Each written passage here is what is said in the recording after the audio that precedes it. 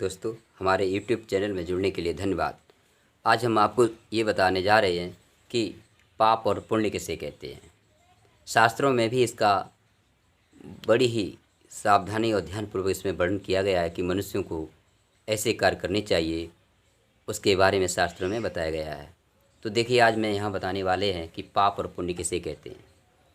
पाप की परिभाषा शास्त्रों में स्पष्ट दी हुई है कि ऐसा कार्य जो पाप के बारे में कह रहे, पाप किसे कहते हैं, ऐसा कार्य जो किसी को नुकसान या कष्ट पहुंचाते हैं। ऐसे कार्य जो किसी को कष्ट और नुकसान पहुंचाते हैं या दूसरों को दुख पहुंचाते हैं, ऐसे कार्य पाप के अंतर्गत आते हैं।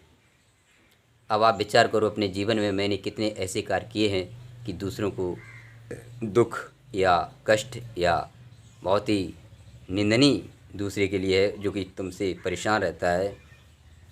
ऐसे कार्य को हम पाप कहते हैं।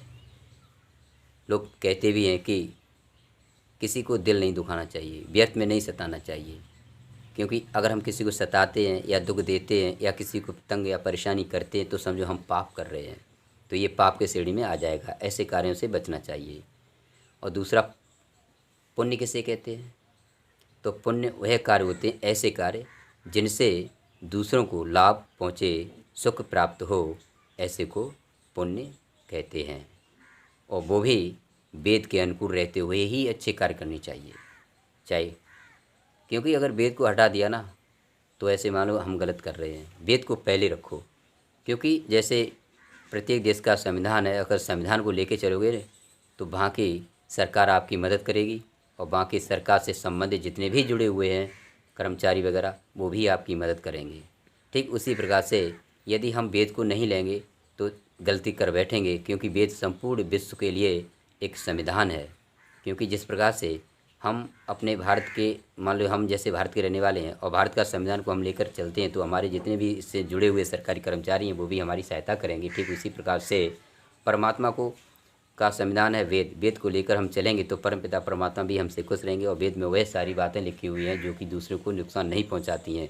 इसलिए वेद एक संपूर्ण, जितना हमें जीने की आवश्यकता है उतना सारा कुछ ज्ञान, यानी ज्ञान उस वेद में है। इसलिए वेद को नहीं छोड़ना चाहिए। वेद ही पवित्र है, वेद का नाम ही ज्ञान है, वेद का ही नाम विज्ञान है। इसलिए वेद को मानना चाहिए, उनका अनुसरण करना चाहिए। तब कोई कार्य करते हैं तो निश्चित रूप से हमसे कोई ऐसी समाज में गलती नहीं होगी जिससे हमको दुख या हानि उठानी पड़े। इसलिए वेद को छोड़कर चलेगा तो वह व्यक्ति निश्चित रूप से ही दुख का भागीदार होगा, चाहे कोई भी हो। न्याय के क्षेत्र में वेद को अगर आगे रखकर काम करोगे तो निश्चित रूप से सफलता प्राप्त होगी। तो आपको हमने मित्रों इसके बारे में बताया है कि पाप किसे कहते हैं और पुण्य किसे कहते हैं, इसे ध्यानपूर्वक सुन लो। बताया, पाप यानी किसी को दुख न देना ही, यानी हमारे द्वारा किसी प्राणी मात्र को भी दुख होता है तो समझो हम पाप करते हैं। और पुण्य, हमारे द्वारा किसी भी प्राणीधारी के लिए सुख और दुखद और उसे लाभ मिलता है तो समझो वह पुण्य है।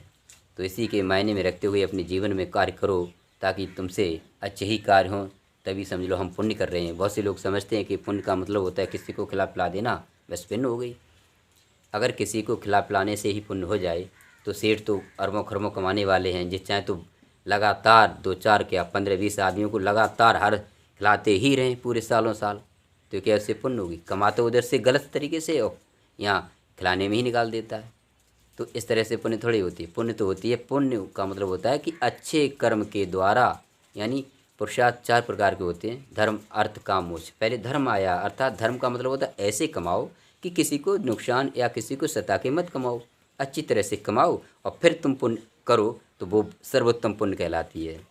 अगर तुमने कमाया गलत तरीके से और यहाँ अब तुम लंगड़ करवा रहे हो, अब खिला रहे हो, तो उससे कोई लाभ होने वाला नहीं है। क्योंकि पुरुषार्थ का पहला लक्षण या पहला जो आता है वो है धर्म, अर्थात धर्म पर चलते हुए जो तुम जीविका में रुपए या कुछ कमा रहे हो, फिर उसके द्वारा आप किसी दूसरे का लाभ पहुंचा रहे हो, हित दे रहे हो या खिला पिला रहे हो किसी को, तो सर्वोत्तम रहेगा, तो लाभ तो आपको अच्छा मिलेगा, क्योंकि यही श्रेष्ठ है। तो इसी के साथ आपने ये पाप पुण्य के बारे में जाना। अब तक हमारे YouTube चैनल में जुड़े रहे, इसके लिए बहुत बहुत धन्यवाद।